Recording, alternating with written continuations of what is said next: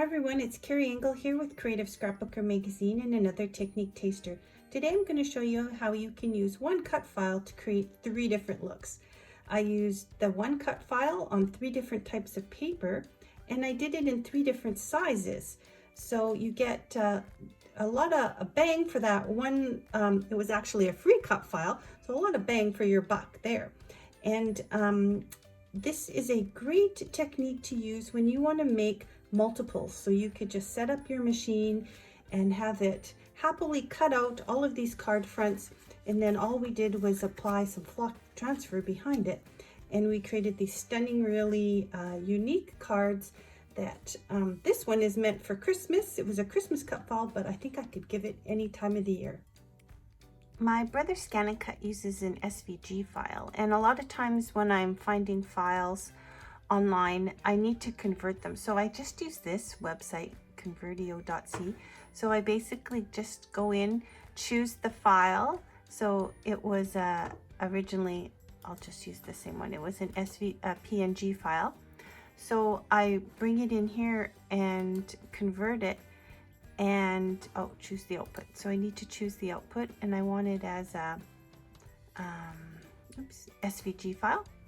And I press convert, and it converts it and saves it for me. And I then bring that into my Canvas workplace.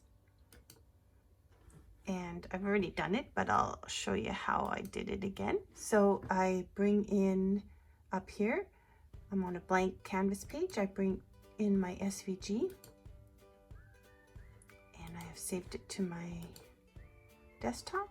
I say okay, and we'll fix that, but here it is. So here are the 2 different files. I just want this one, so, and we bring it up here, and you can resize it now to any size you want, if you want to make a really big card or smaller cards. And from here we will that's the size I want, and then I'm going to download it. It's okay, outside the cutting area. Oh, it wants me to go in here. There. So then we go download, and I'm going to transfer it over to the machine, and we're ready. So all I do is go to my machine, grab that file, and I can cut it out. So now we need to go in and retrieve our data. I sent it over from my computer.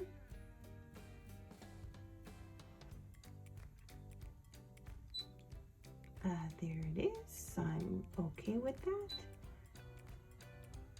And I'm going to choose cut and start.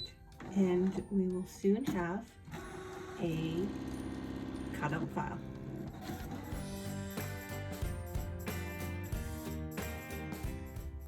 My card front has been cut out, and you can see how it quite easily, that's so fun, how it pops off. So you can see here how nicely it has cut, and then it's perforated itself on the side here, so that you can fold it over. What I have chosen to use behind my little window here is a flock transfer sheet from Thermoweb. It's flocking, and it's so rich. It comes in so many different colors. It's really rich. It has that texture. You just want to, when you see it in person, you just kind of want to reach out and touch it. So what I've done is I've cut a piece that will fit inside my card. Now I could, I guess, put it on the back of my card and have my card open, but I do sort of like the look of it when it's adhered flush to the front.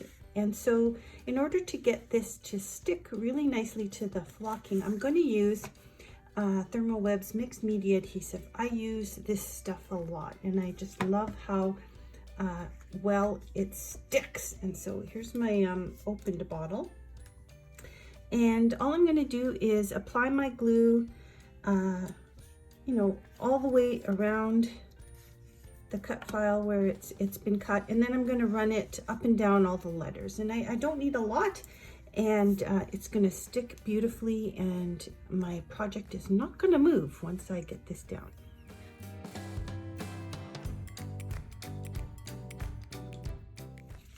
And I want to make sure I get this as close to there as possible. In the right spot. And what I'm going to do is put this underneath the book for a couple minutes, and it sticks right away actually to the flocking, but we're going to make sure it sticks really well, and I'll show you a different color as well. So here we have the card, and I wanted to show you with an SVG file in the Scan and Cut, you can resize the card and the base, and you can make any size that you want. So here you can see I've made a really large one, and I've used this flocking in this beautiful deep pink. Two different examples, and I'll end with one other thing that you could do with this cut file, because I think, you know, you could create these en masse and you can create different looks, right?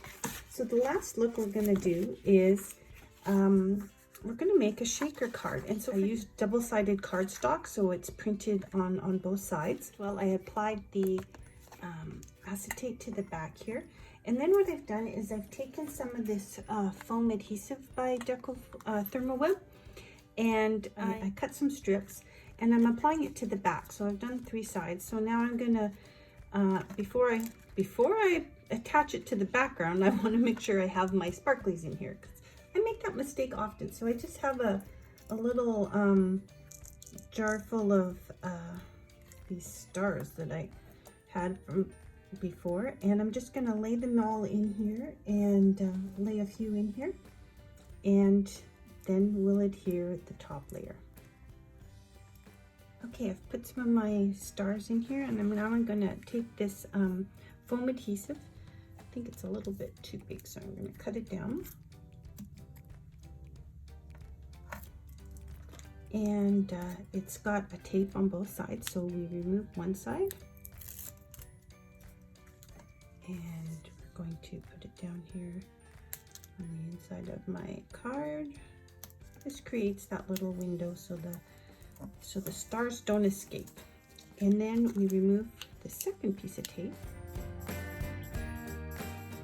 So then I've made sure my stars are in the middle. I'm gonna see how straight I am this morning.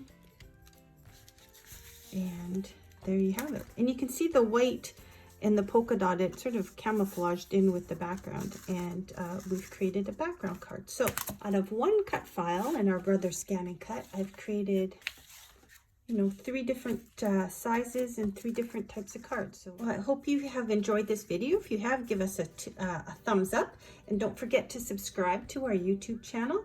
And I hope you have a wonderful day and happy crafting.